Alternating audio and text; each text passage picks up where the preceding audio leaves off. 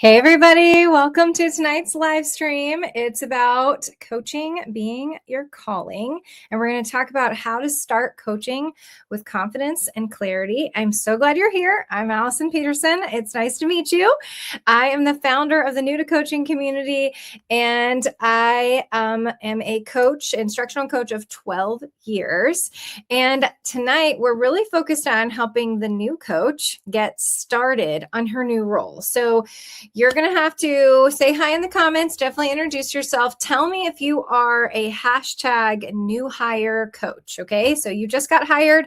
You haven't even started yet. That's what I want to know. Are you a new hire coach? You haven't even started yet?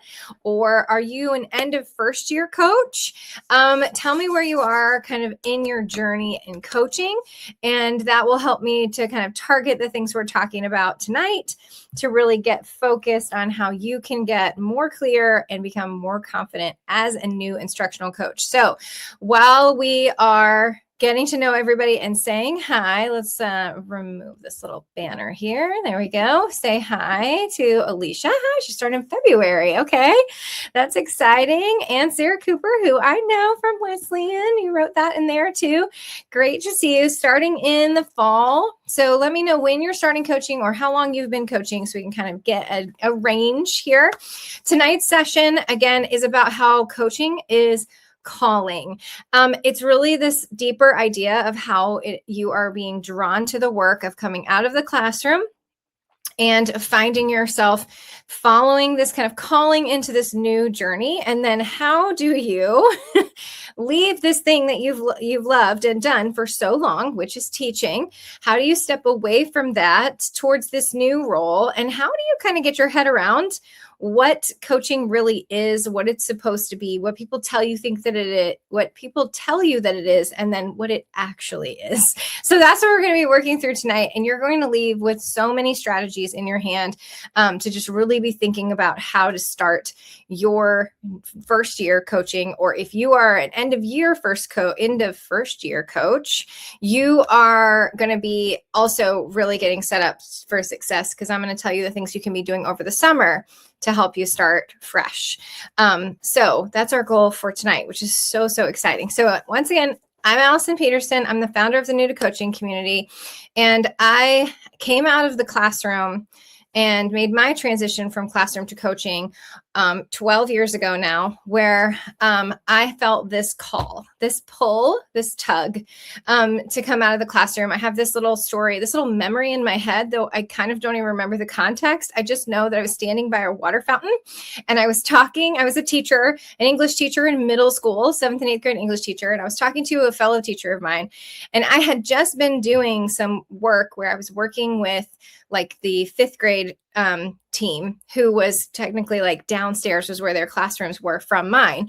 And I would find myself like in my planning period, like going down to see the 5th grade teachers and help them with this project we were working on, which was kind of like redoing some of their rubrics and rethinking some of their units. It was so exciting. And I remember standing at the water fountain talking to a fellow teacher and being like, I just want to help teachers, just like with so much like joy, right? I had this moment of kind of knowing I wanted to do this thing, but I didn't really even know what it was. And all I knew is that I loved the idea of turning around and sharing what I had learned and then continuing to grow in my own learning. And that was what drew me in to this idea of what coaching was before I even knew what it was called. So I'm wondering if you have a story like that as well, because I bet you have something that tugged on your heart that has moved you towards this new role. So I'd want to know, what is it that kind of has drawn you towards coaching? What is your calling to coaching that has really kind of come up for you? Because that is what I want us to come around tonight a little bit, because what I want you to really wrestle with or come around is like how you are already really equipped for the work that you're being asked to do. So we're going to talk a little bit about that, but I want you to imagine that if you could really start your new coaching role with feeling more confident, feeling more clear about what the role is. I talk to new coaches inside the New to Coaching community every day. I get to DM them and hear their stories, and they tell me, I say like, how are you feeling about your new coaching role? And they write back, excited and nervous.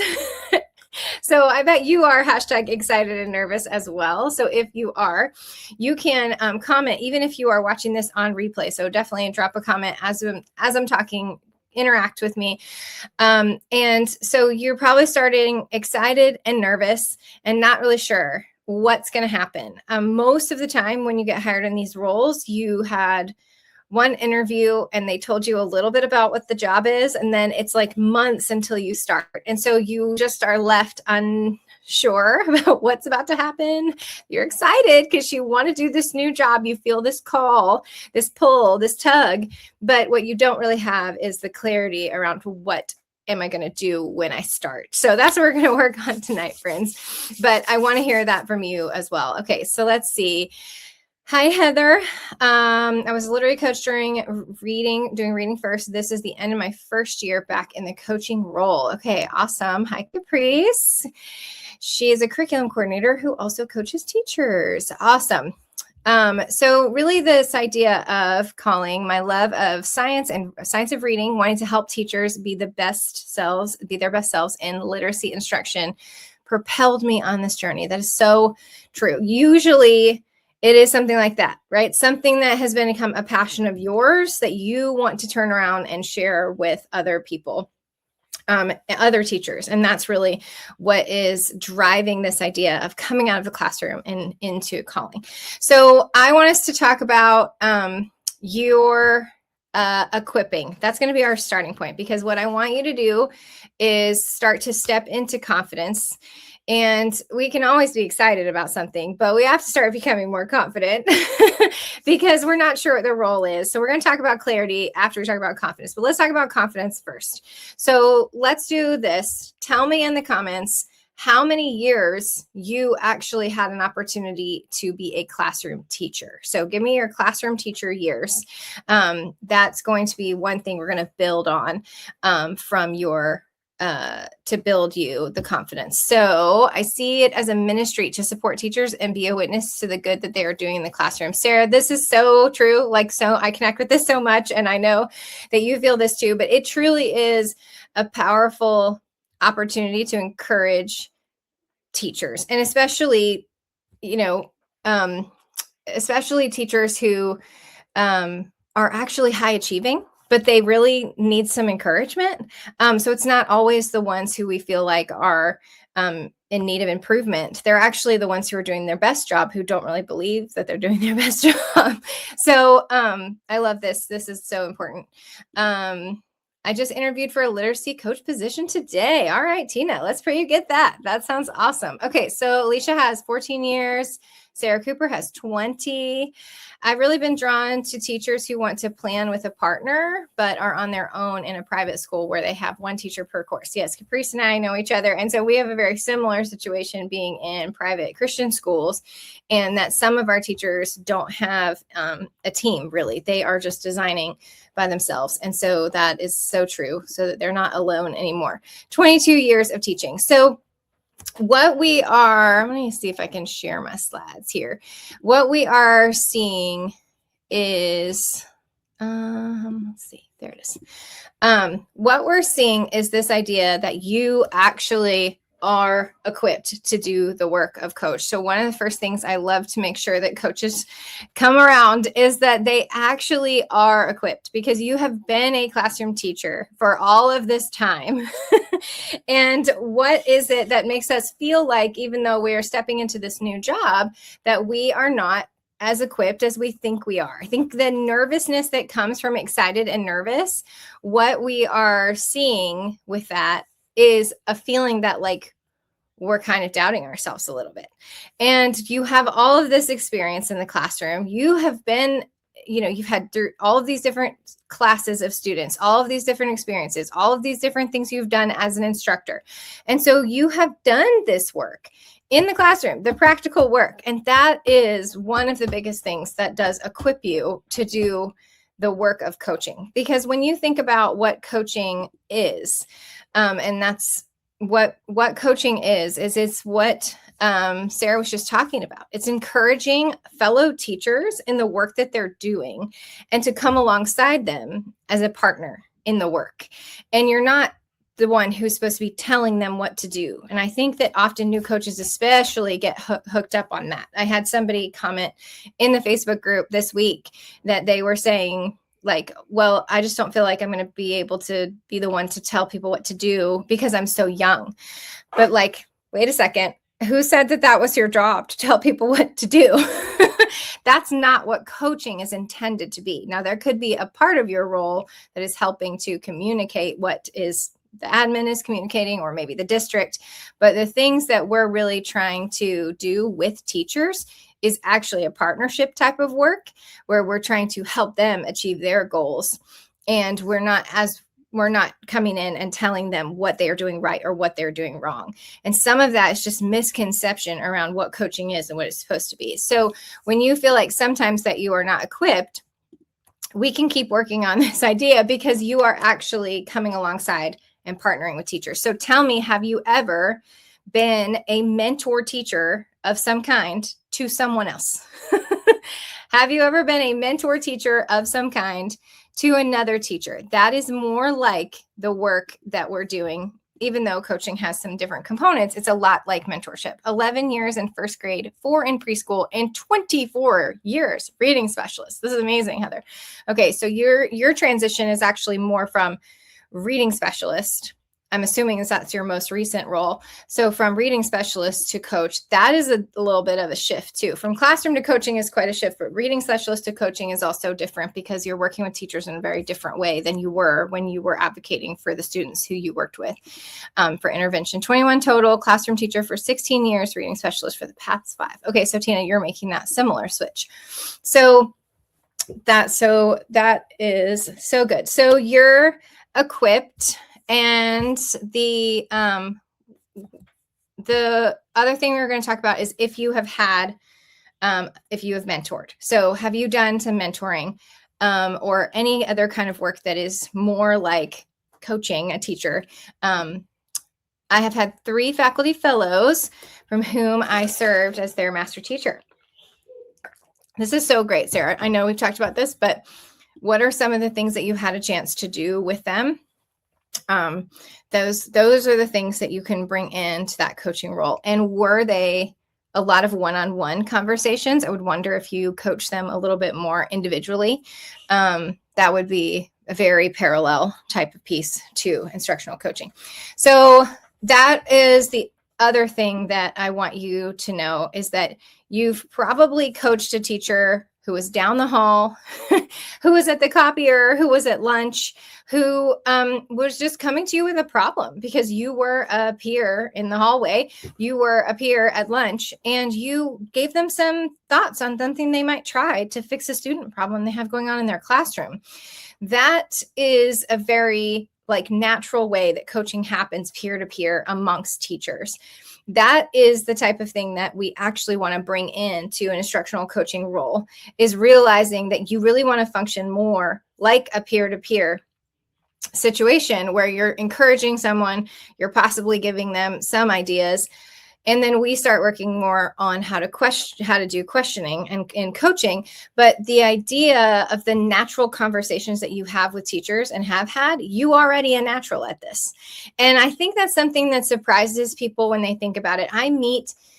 When I meet teachers who are becoming coaches, they will tell me all of the work they've done with other teachers. And I'm like, well, why do you think that when you step into the coaching role that it'll be any different? You are absolutely already equipped, already been doing it, and you're a natural at this. You naturally lean towards supporting people and giving them their, thoughts, advice, ideas. Those are ways that you are doing that already. So Alicia says, yes, I've naturally been the one that teachers come to with all their questions. There we go. So the naturalness that comes from you. I'm just now tuning in. Hey, Allison, it's great to see you. I haven't seen you in a while.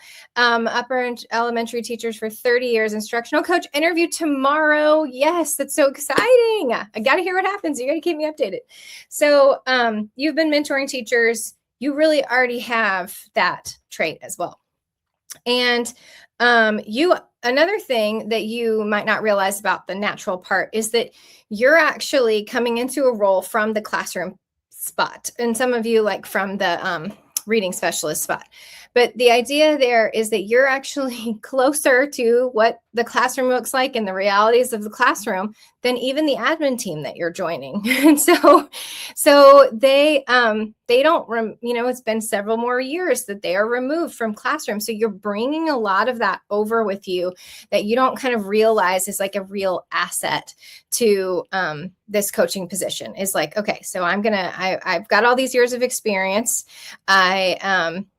I'm a natural at this. I've already done it a lot. Maybe it's not as different as I thought. I do think I had a conversation with a coach recently, and she was like, I guess I just didn't think it was like when I worked with teachers.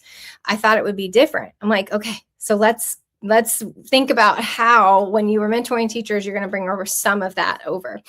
Another piece that I think coaches don't realize is that you are chosen. This is something that I find to be interesting when coaches tell me that they're feeling nervous and they don't know if they're going to do a good job.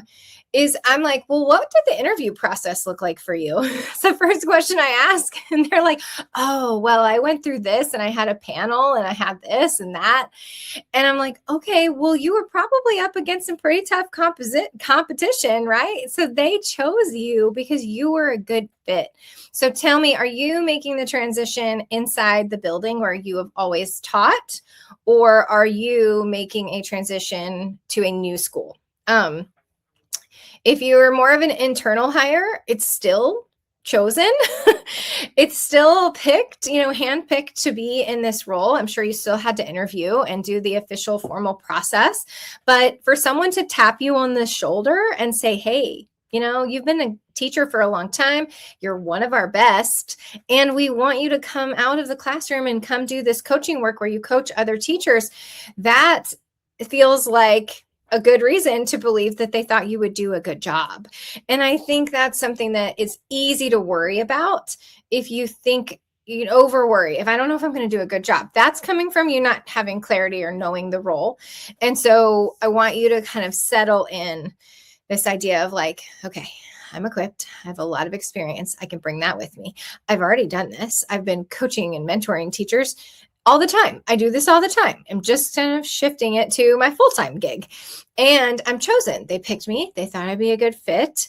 I know I'm not feeling very confident, but they surely see me as someone who can do this work. They hired me. They feel good about it. I got to feel better about it, but they feel good about me. So, okay. So been in the same district for 32 years, internal hire.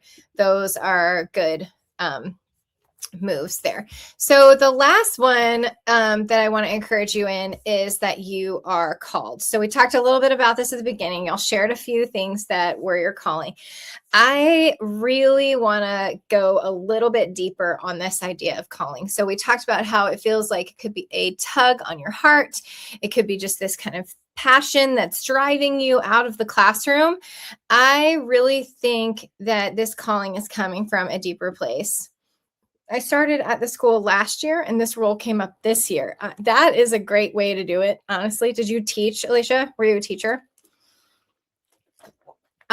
Because that got you like your foot in the door with teaching kids there, getting the culture of the school, seeing how it works, really getting known by people, and then transitioning to a coaching role. So yes, third grade. So that probably is going to set you up for some great success. So going back to the calling piece, let me see if I get this back up. There it is.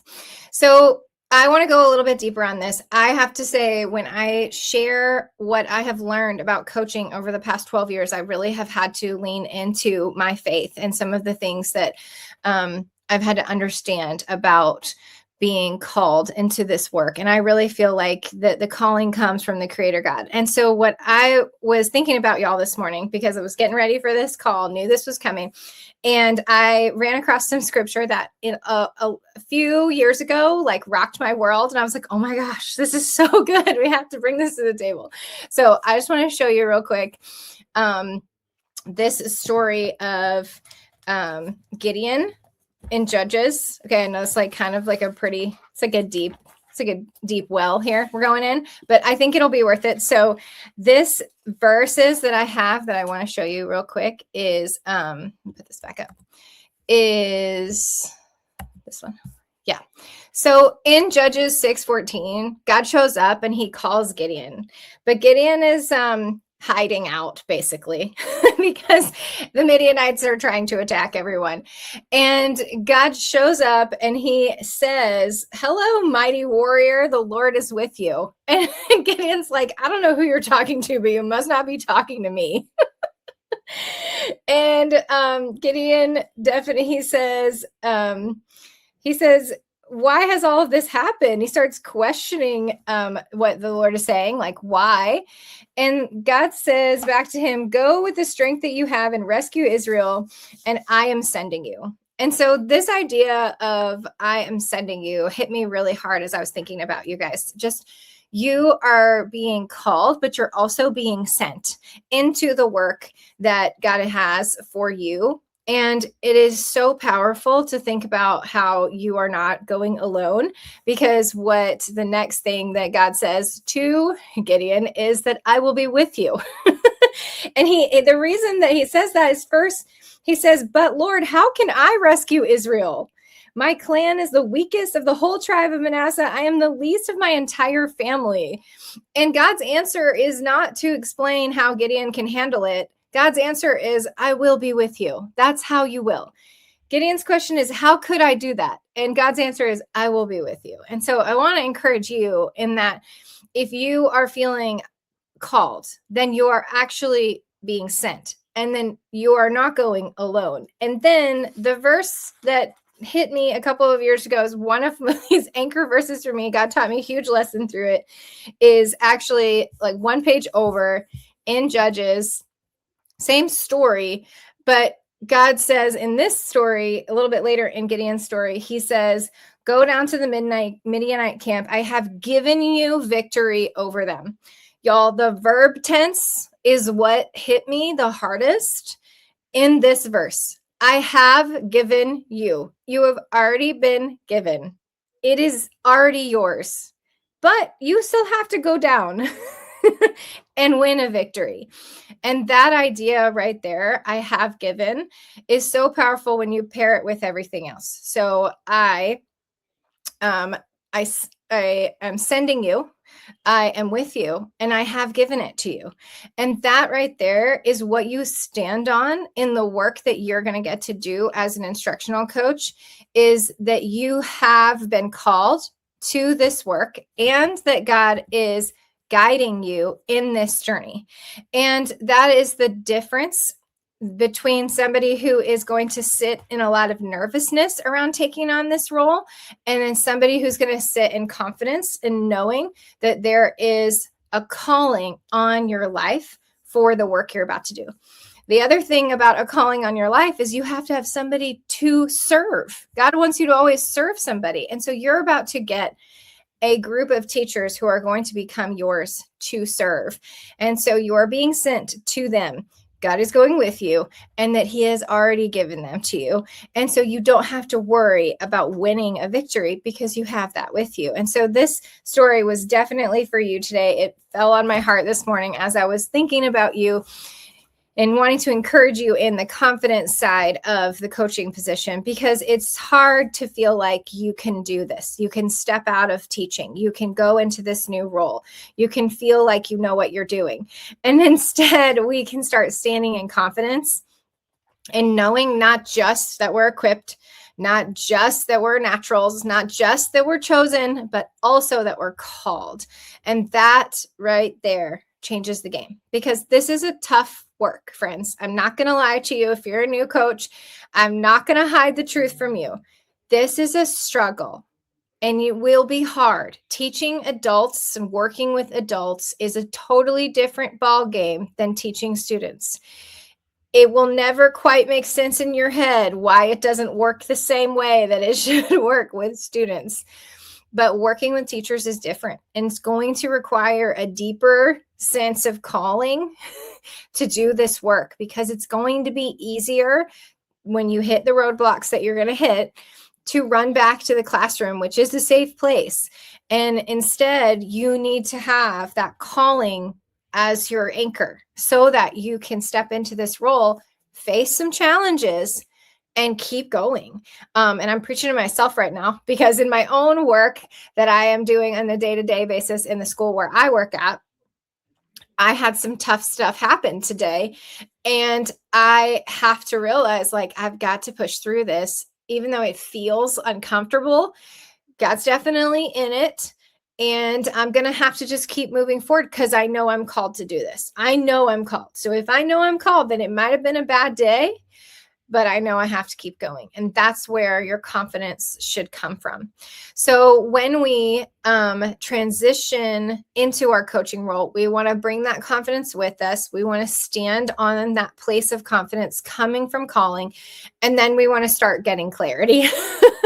And clarity is the other so important thing that we need in our work. And so what I want to do is give you a couple of tips for getting some clarity to get started for the school year. But before I do that, I'm going to check out the comments. What kind of questions are you wanting to have answered? Like, when you're thinking about the unknown of coaching, what are some of your biggest questions that are coming up?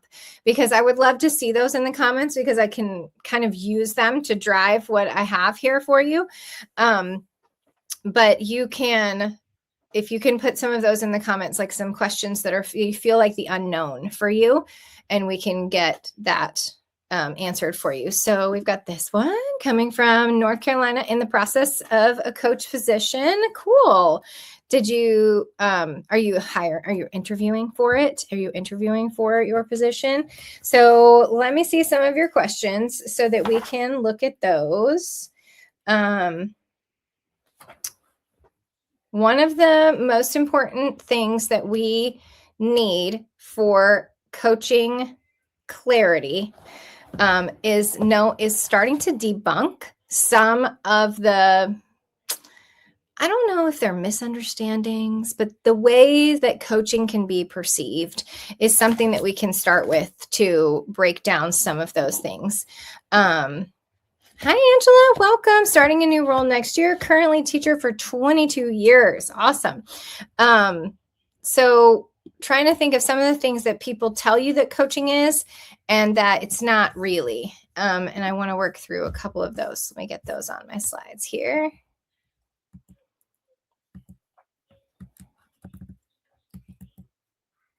Okay.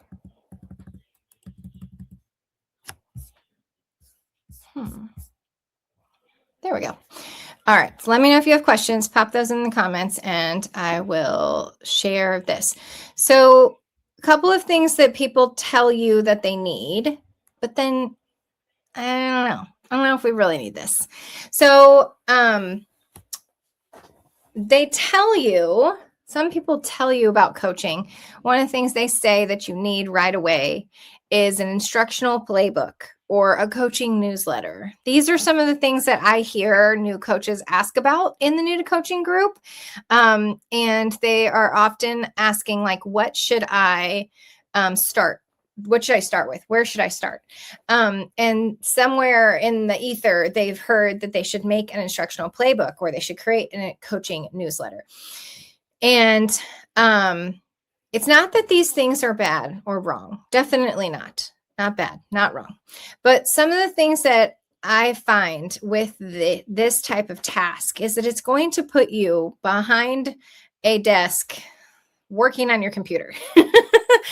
And I don't know if you understand quite yet because you haven't started this work, but coaching work is actually people work, which means for you to be doing the work, you usually have to be interacting with people. I don't mean to say that sarcastically.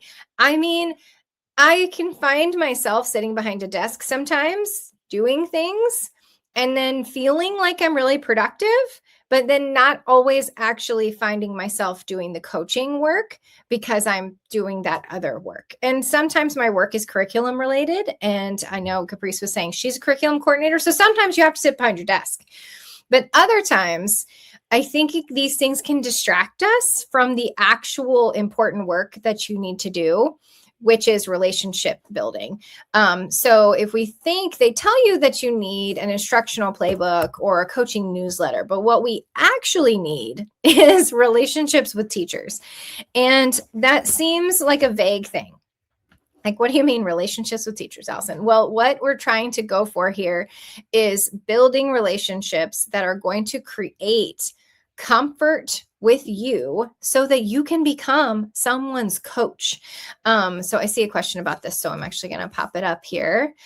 How do you build relationships with teachers in a new district that you don't know? That's perfect, Allison. Thank you for asking this question because it's really awesome. And then Capri said, it's hard to remember that God called Gideon and he provided the strength. This calling is so important to minister to teachers. I love that. And that Gideon thought that he was super unqualified. And God was like, well, guess what? You're a mighty warrior. So I wrote about this idea of relationship building in my book, Kickstart Your Coaching Cycles. I actually wrote the whole book. I mean, it's about coaching cycles, obviously, but it's about how you use relationships to get coaching cycles started. So there is a lot of emphasis on relationship building in here as a way to start the work of coaching. And so I think this is a little bit of like a perspective shift. We think that we need to go study the standards. We think we need to go gather all of the instructional playbook things that we can, like all the instructional methods. I hate to break it to you, but after 22 years, I think you're probably a walking, talking instructional playbook. You have it all in your mind, and you're probably a runner coach who like has learned all of these PDs and knows all of these different strategies. You don't need a book to tell you about instructional strategies. Now, there are some good ones out there. Don't hear me wrong. Like, I love a good book, but I bet you know most of the strategies in it already. That's what I'm trying to say. So what we think we need is more strategies. Go learn the standards. What we really need is relationships with teachers, because what we need is doors to get opened to the idea of coaching. And that happens by them becoming more comfortable with you. So in chapter 4, I talk about the importance of relationship building in here.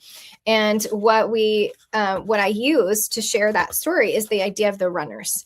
And I tell this to new coaches because most of the time, one of the first things they get tripped up with as a new coach is that they start telling you to go work with the teachers who need to improve, the teachers who are on an improvement plan, the ones who need to get fixed. Like, we love those teachers and we will work with them, but that's really actually like a skewing of your perspective of what coaching is if you're only working with one end of the spectrum.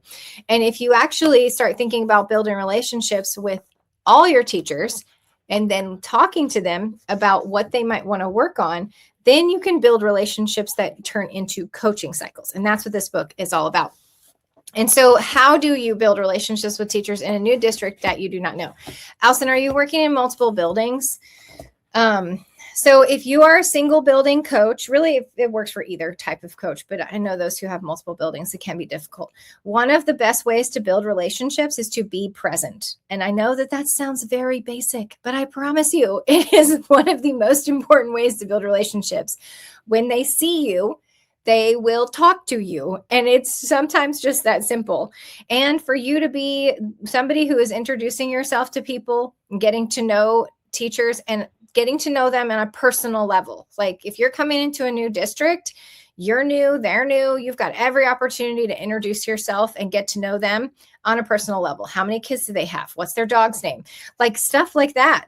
And it seems like it would not be the right thing to talk about if you're trying to get them to start coaching with you. But what Brene Brown talks about, and I quote it in the book, is that you're building a marble jar of trust. And so you're putting a marble in the jar where they're starting to get to know you and you're starting to begin to trust them, or they're starting to begin to trust you, and they're starting to become more familiar with you. And so what that does is it allows them to feel like you are somebody that they could talk to. And if you become somebody they could talk to, you might be somebody that they could talk to about instruction. But if they don't know you, then they don't really want to talk to you, right? So I know that these seem like elementary things, but it is relationships and conversations that actually start coaching cycles. I wrote the whole book about it. Okay, it's in here. Promise. Everything. I also had A sweet New to Coaching member sent me a picture of the book today with highlights in it. And she's like, I already started your book and I feel better already. That's what this book is supposed to be. It was written for you, the brand new hire coach. It's written like we went to have a cup of coffee together, like we're talking right now. So anyway, let's see some of these comments. What does a successful coaching role look like in the first 90 days when you move into a new school? That is a great question. I'm going to come back to it though. That is so true. As a teacher, I never had time to read all the newsletters and info that came in my email, but I would make time to have that conversation with another teacher. So conversations always trump email. I promise you that. The district I'll be interviewing in for this position is one building, pre-K, with about 180 students. I don't know anyone there. Yeah. So you actually have an in because you're going to have to go meet everyone and you're going to have to go to new teacher stuff and just start to get to know everyone. And then you start offering to help. Another great strategy at the beginning of the school year is to help them set up their classrooms, help them get things going. And then they become, again, you become someone who they're more familiar with, who they're more willing to ask more questions to. And then you also, we'll talk in a second about role clarity. The other way you break through relationally is to make sure that they understand your role. But let me answer this question here first about what does your new role look like in that first 90 days? Okay. Well, it's actually so many things in the first 90 days that it's going to feel a little overwhelming. So one of your biggest things of success is to know what you're focused on and to try not to get overwhelmed. Number one, do not say yes to everything. You're a new hire, and so you think that if they're going to give you this project or this one, that you should take it and very gladly and be a team player. While that is very good and important, you really need to be focused on work and day-to-day tasks that are going to lead to coaching. So at the very beginning of the year, you're going to be doing a professional development, I'm assuming. And that would be like during in-service. Usually one of the first things coaches are asked to do is do a professional development session. At the end of that professional development session, you're going to take an exit ticket. The whole strategy is in Kickstart Your Coaching Cycles, exactly how to do the exit tickets, exactly how to do the follow-up conversations. There's literally a script in here. So you start by doing your PD, then you take exit tickets at the end of the PD, and you use those to follow up with teachers and start coaching cycles. So what if you're not kind of following a plan like that, you'll find yourself doing everything except coaching cycles in the first 90 days of school, because you'll also get hit with standardized testing early on. You'll get hit with setting up small groups or going to PLCs. So all of these different things that you'll be torn towards, you've got to try to work on starting coaching cycles with teachers. And you don't do that like the first 3 weeks of school, but after those first few weeks, you start following up with them on all the conversations that you've had with them over the last 3 weeks and turn those things into one-on-one coaching cycles. One of the things that is a very big misconception is that you think that coaching is happening in PD and PLC environments, small group or large group training environments. That's actually not coaching. That's training. And there is a difference. And when you take that training, teachers often coaches really get frustrated when you do this whole PD and then they don't go and transfer that work to the classroom. And so what we're trying to do is help create transfer. That's what coaching is doing. So you can still be the trainer, but what you have to be is the implementation support as well. And that's when it crosses over to coaching. And that's when it should become one-on-one, because you could do it in a group, but you're going to even have more success in the one-on-one. Another thing that's misconstrued that somebody will tell you you're supposed to do in your first 90 days is go and do classroom observations. You need to go get in all the classrooms. And I don't hear me wrong. There could be a time and place for a classroom observation, but you really should be pairing classroom observations with coaching cycles, not just doing cold walkthroughs and going in and watching teachers teach. Now, someone's going to tell you that that's what the coaching job is, but that's actually a lot more of an evaluation job. If you're just walking in, giving feedback and walking out, then it's not coaching, because you're not actually working with them to identify a goal and move forward towards that goal, which is going to take possibly multiple weeks to see student data actually change. So you got to remember that a walkthrough or an observation that helps you get an idea of what's going on in that classroom. So it is beneficial. But what it doesn't do is change practice. Nobody got a feedback note on their desk and then change their practice. That's not how practice gets changed. So we have to be realistic about how change happens. And in the first 90 days, we think, oh, we'll go do walkthroughs and we'll drop feedback. You're not going to see change in teachers. So the goal for the first 90 days is to start coaching cycles and to do it around meaningful things that teachers actually need help on. And there's a lot of things you can spin off of. You can spin off of PD. You can spin off of PLC conversations. You can spin off of one-on-one conversations in the copy room.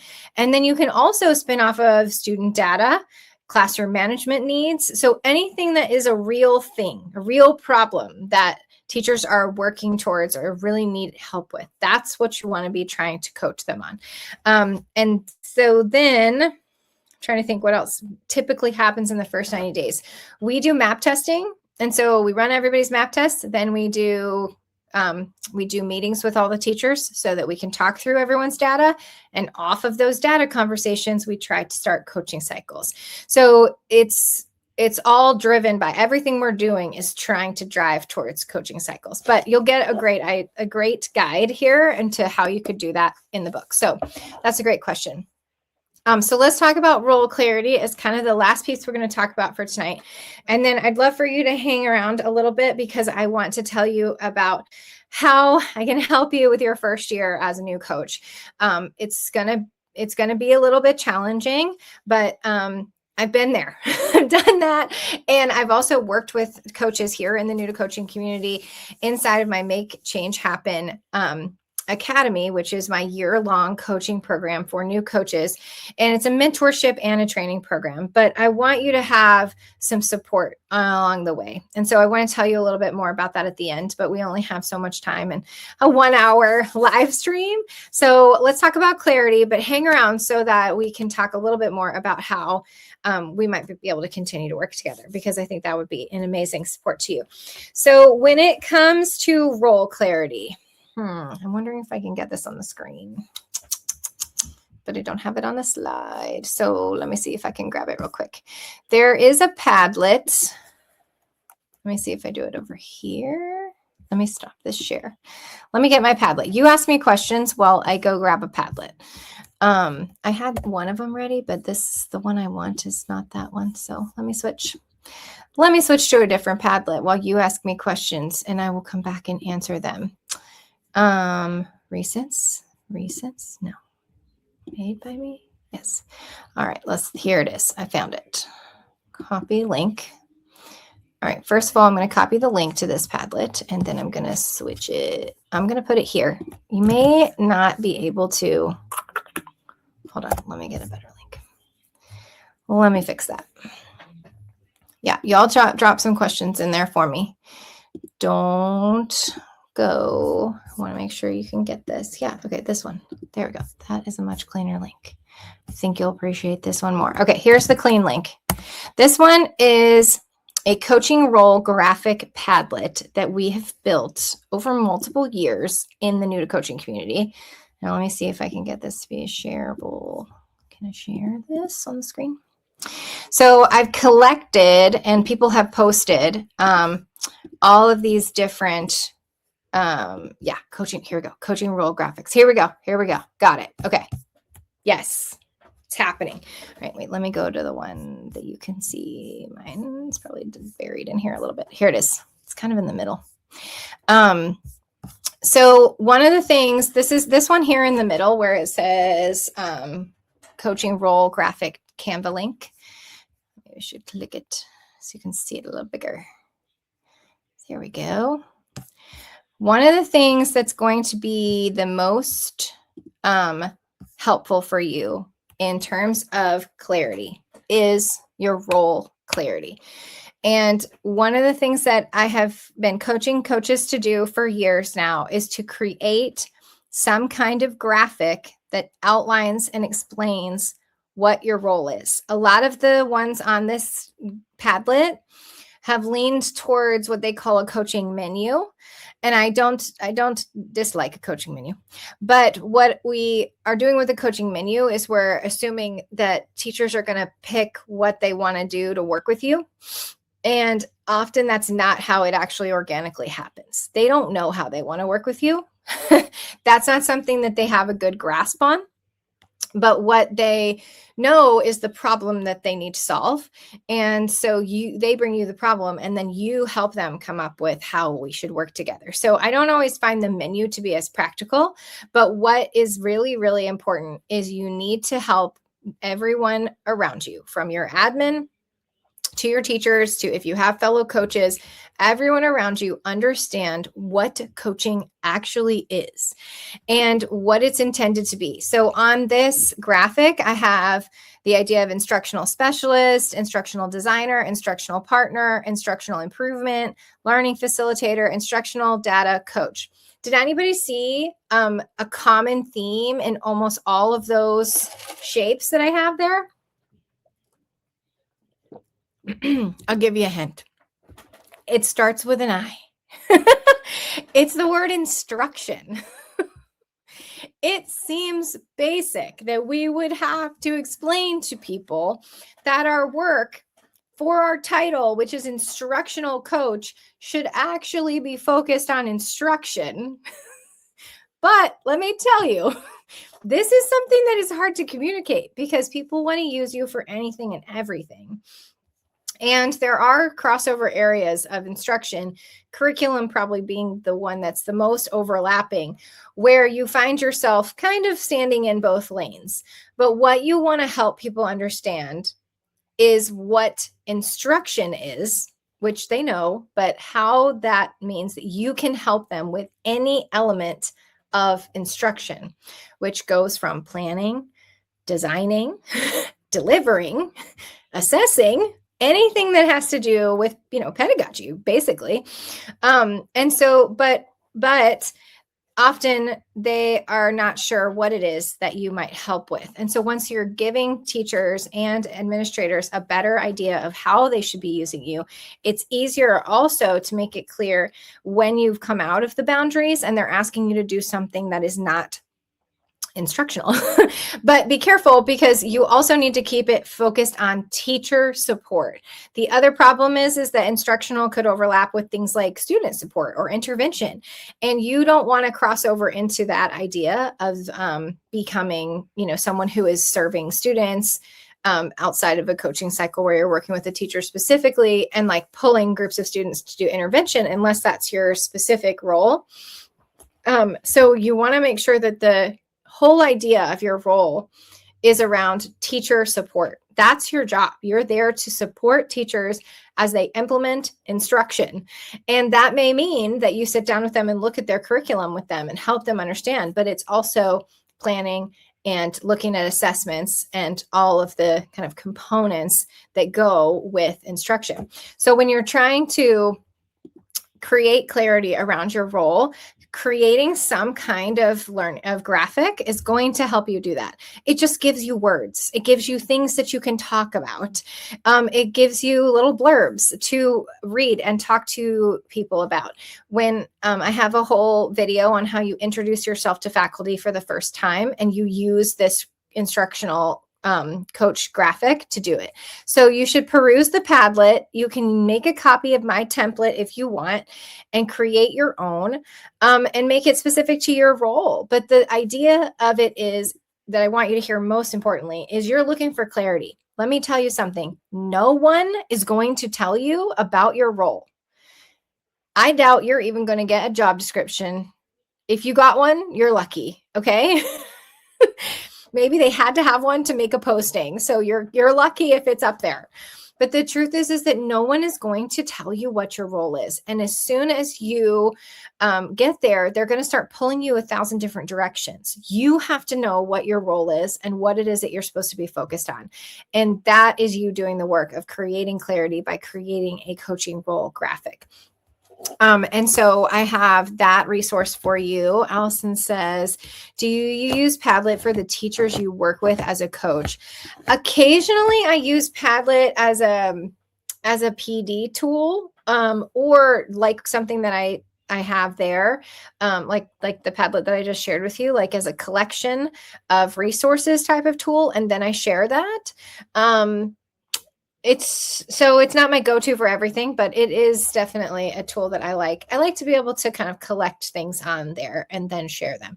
And then in PDs before, we've used them some too. So used a little bit of those. So, okay. So tonight's goal was to help you start your coaching role with confidence and clarity. Okay. So I'm going to recap a little bit back from the beginning. We talked about how we start this role feeling excited and nervous. Excited, but nervous. And that's totally and completely normal. Everyone says that. You are not alone. Excited and nervous is where everyone starts. You should be excited. You just got this amazing opportunity to step out of the classroom and do this work with teachers. It's a blessing, but it's also nervous because we're a little bit unsure. This is totally new. You're coming out of the classroom for the first time. What does your life even look like without a classroom? Like, it's a lot to shake. And then also, like, no one's really explaining the role to you. No one's telling you what you're going to be doing. And so it makes you a little nervous because you're like, you are probably a runner teacher. I call them runner teachers, runner coach, but you are going and like going to go buy some books on Amazon. You've got a cart full of books. By the way, don't let me forget to give you my book list. Stay to the end so I can give you my book list. So you have a cart full of books. You're going to go read them all, but you're also like, somebody's just going to tell me what to do, right? So that's where the nervousness comes from. So what we are doing in this session is we're overcoming both of those things. We're going to channel our excited, and we're going to turn it into confidence, because you be chosen. Okay. You be equipped. You are a walking, talking instructional playbook. Nobody needs to go and flip through a book to know what you need to do with kids. I mean, I'm not saying it's bad to have a book. Books are good. You should see my books. But what I'm saying is sometimes we think we have to have something, that we're missing something. I promise you, you're not missing anything. So there we go. So you're equipped.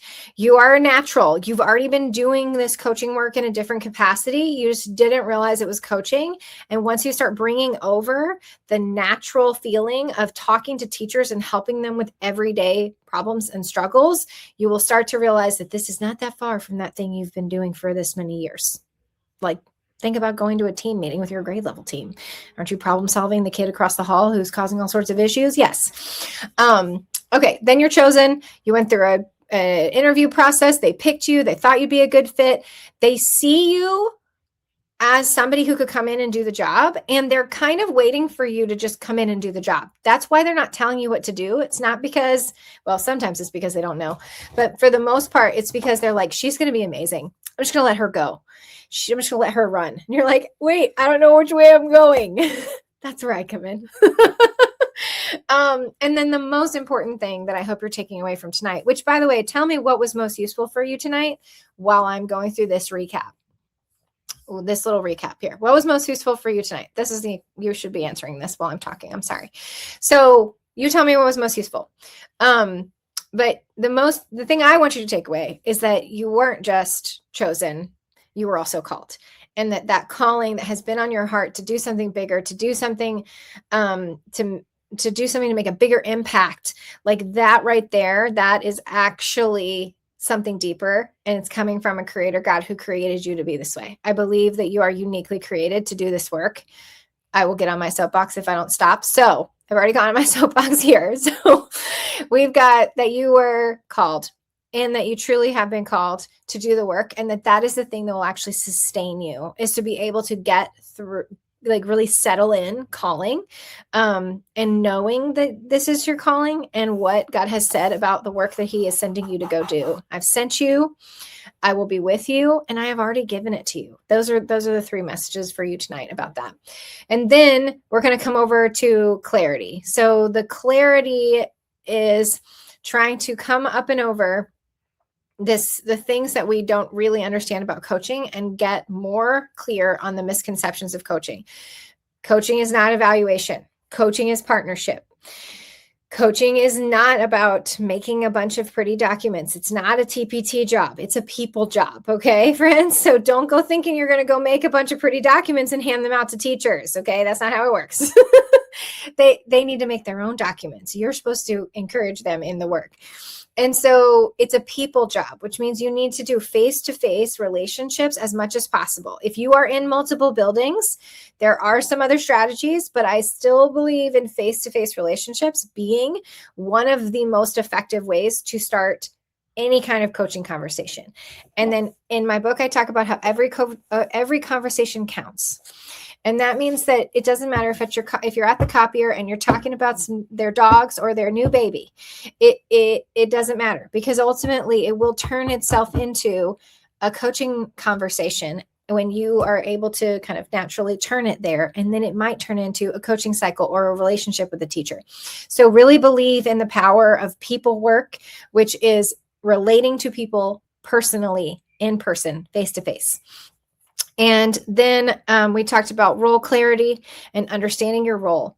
I do have a lot of resources about all of the things related to role clarity, especially meeting with your principal, creating goals and things that you're working towards for the year. So I have a lot of those resources, and I'll kind of tell you about those when I talk about the Make Change Happen Academy. But what you need most is something that you are starting. You're doing coaching research. You're watching this live stream to learn about what coaching is. You're going to go read my book. I've got other books to suggest. Remind me to give you that link.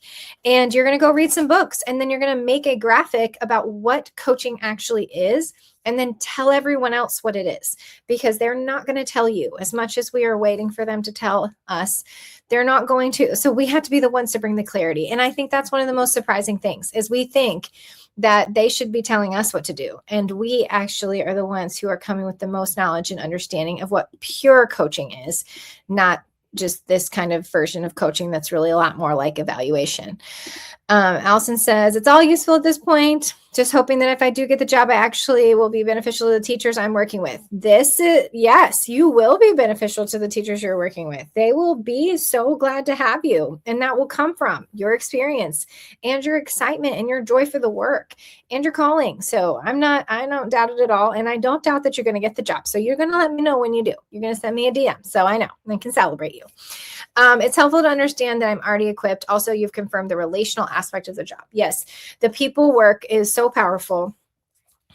And it is one where you were the one, Sarah, who was talking about how it's truly a ministry of people. So sometimes you're sitting across people and you're crying with them. And sometimes you're sitting across from people and encouraging them. And sometimes you're sitting across from people and you're trying to move them forward if they don't want to move. And so it is a hard work, but it's people work. And you have to love on the people who God has given you to do the work. Appreciate the idea of clarity when what is and what it isn't, mostly what it isn't. Yes. And on that Padlet, some other people have used that as like a slide or a part of their thing where it's like coaching, what coaching is and what coaching is not. And it is a lot about breaking the misconceptions of the teachers, because the word alone, coaching, triggers sports coaching, even if you don't mean for it to. And so you have to overcome the idea of sports coaching or just evaluation in general. And you have to help teachers understand that they are not going to be judged by you and that you are actually one of them, but they have to it takes them a while to let down their guard and to believe you. So that's where the relationship building part comes in. So, all right. So let me tell you a little bit about the Make Change Happen Academy and the work that I am doing. Let me switch here to, let me switch back to my slides. Where did those go? Here they are. Okay. So what I have for you is my Make Change Happen Academy. So even though you are absolutely equipped to do this work, you do still have some things that need to be, I think I lost that. Hold on. Let me try again. lost my slides. Where'd they go? There it is. Okay. So even though there it is. Okay. Even though you are equipped and you have everything you need to get started, there are some things that you do need to continue to grow in. And the work that I do is helping new coaches transition from classroom to coaching and helping them gain the new skills that they need to work with adults and to work with teachers. And it is this kind of unseen work, to be honest with you. The work that I have found it to be is that we are coming with the things that we talked about, like your 22 years of experience in the classroom and your heart for the work and your heart for teachers. And so you're coming with all of those things. But the things that you don't know you need are the softer skills to do the work of people work and leading teachers and working with adults. And it's just a transition that like you didn't have to make this before. When you were working with students, you occasionally interacted with adults as peers, and it was not something where you were leading them unless maybe you were a department chair or something like that, or a grade level chair. But even then, you didn't have the same thing. And so you have to build some of these other skills: emotional intelligence, leadership skills, coaching skills. Obviously, the work is coaching work. And then there's a spiritual development level as well. And so what I've done over the past 6 years is I've built a year-long coaching program. It's really a mentorship and training program for new instructional coaches. And what it is truly for is to help you along the journey of starting out as a new coach. Just every piece of things that you need. No, sorry, I pushed the wrong button. Yeah. Okay. I'm taking that back down. Everything that you need for your first year as a new coach. And how I structure it is I am a practitioner. I've been doing this work for 12 years. I'm not a researcher. I did write a little book, but I'm not a researcher. And so what I can share with you is like the ebb and flow of the daily work of what happens with coaching. Like we were talking about before, the first 90 days of coaching. Hold on, let me grab my calendar. I'll tell you what we get through in 90 days. And you're going to get through some of the same things. And so what I do is I come alongside you and I'm training you through my online courses about the things that are the most relevant at that time. Because I've been through that, and there is a very cyclical feeling to coaching that is very different from the flow of the school year as a teacher. And so you learn this kind of new flow, but because you're not used to it, you don't know. And so, like, for example, in the summertime, which is right now, starting in June, I'm starting a new year of my of the Make Change Happen Academy. And I have a new cohort. So if you're interested in finding out more about this, I have an interest form on this site here. If you go to newtocoaching.info, you'll also, that's the website for the Academy, but at the top of newtocoaching.info, there's a books for coaches. And that's that book link I was going to give you. I can grab that real quick for you too. So, new books for new coaches. Yeah, that's this. So there's that link. If you were waiting for it, I'll pop it in there. So we go through the summer, we do all the role clarity work. We do a program document. We're building everything you need before you start. And then you go into the school year, and I have a whole getting started online course to help you with everything from how to build your PD to how to build your TD, how do you do your introduction to faculty? Like, how do you do everything the first few weeks of school? And then, just like I was telling y'all before, we move into coaching cycles. So we do a study on the book with a video series that goes with it. And we talk a lot about coaching strategies, and how do we start coaching cycles. And that is the core of about the first 90 days, I would say. I guess if we did the math, it'd be about 90 days. And then you kind of hit Thanksgiving. and things start to change. And so that's when we take a step back. We do the self-reflective work to kind of do some of the self-awareness work and the spiritual work that is so perfectly timed right there between Thanksgiving, Christmas, and then into New Year's. And then when we start the new school semester, we lean into leadership and change management. And those are the strategies that you need second semester. So you're getting everything you need in a timely manner and the way that you will need it in the cycle of coaching. And then also you get me. So the best part about leading this program for the past 6 years has been doing one-on-one relational coaching with you, the new coach who is trying to get started, who just needs somebody to get on the phone with them and talk them through this crazy situation that they're in. And some people might be like, why would you want to just call people one-on-one and talk about this? But it is a joy to me. I am truly a coach at heart, hearing what you have going on, encouraging you, and helping you through questions or problems, coaching you through those things and getting you kind of a real-time support is the other big component of the program. So you have all of my online courses that are kind of like paced throughout the year. You have one-on-one opportunities to meet with me. You have some group calls. We do a once-a-month group call just so you can be with the cohort in the community. And that is an opportunity to connect with other coaches who are like-minded, who are in the same thing as you, just hearing from other people that yeah, their life's crazy too. You're not alone. It's one of the most helpful things of the whole community. So if you are interested in learning a little bit more about the Make Change Happen Academy, it does get started in June. It's a year-long program. It goes from June to the end of May. So you're going to go for a whole year commitment to hang out with me. And we get started in June. We get started on our summer work. So if you're interested in getting started, we're just a couple of weeks away, and I would love to answer more questions for you. I can get on a call with you one-on-one. So just drop learn more for me in the comments, and I'll follow up with you about it. Or on this link, there is a place for you to fill out the same form, like an interest form, and I can reach out to you there too. But it's really about you having the mentor and the training that you need so that you can have some encouragement in this hard first year. The first year is the hardest. If you're at the end of your first year, you made it through. But those of you who are new and going into this role, you don't know what you're about to run into yet.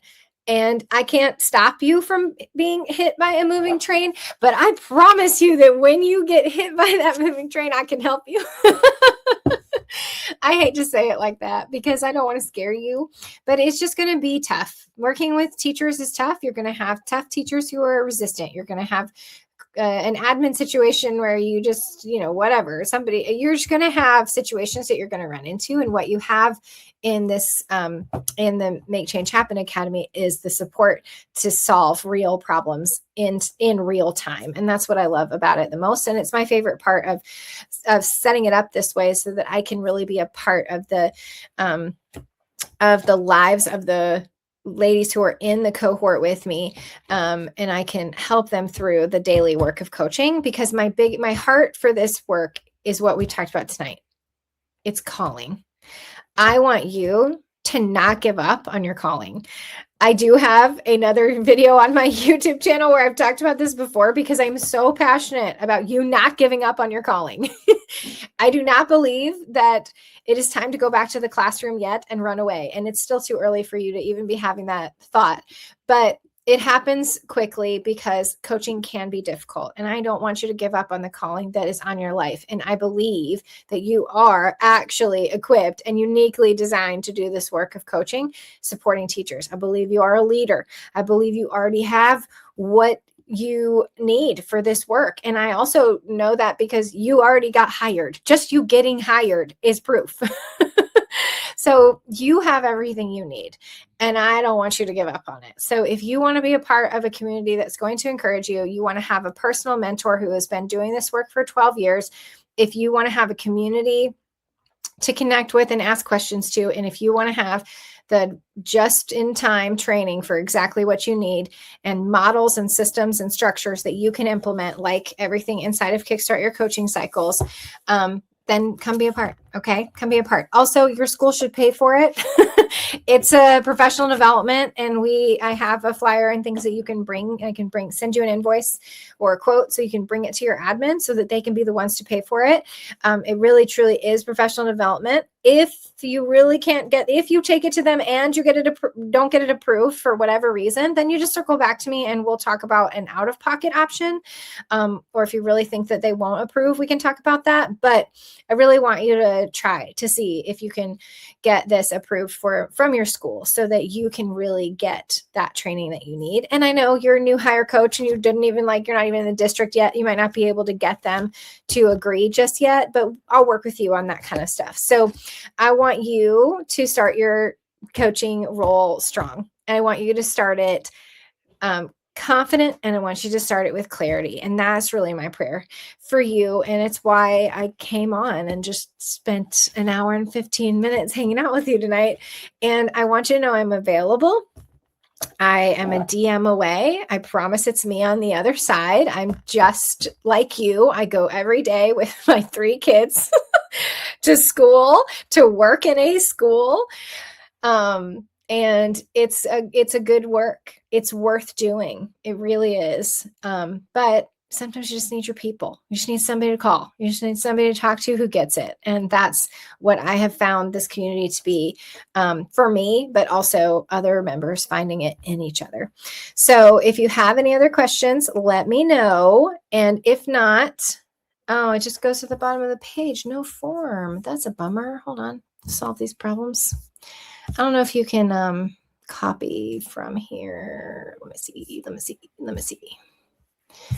Hold on. If you have a question for me, pop it in the chat while I go find this link.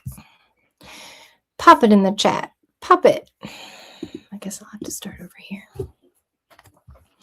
If you, that's helpful, Allison, because I did need to know that, but I will just message you. What is this called? Okay, Make Change Happen Academy. This one. This is a shortened link. It's still going to be hard for you to get. All right, these don't copy very well, but oh, will it let you click it? Maybe it will. Does it hyperlink? Will it let you click it? It's hyperlinking for me, but in the past it hasn't done that, so must be new.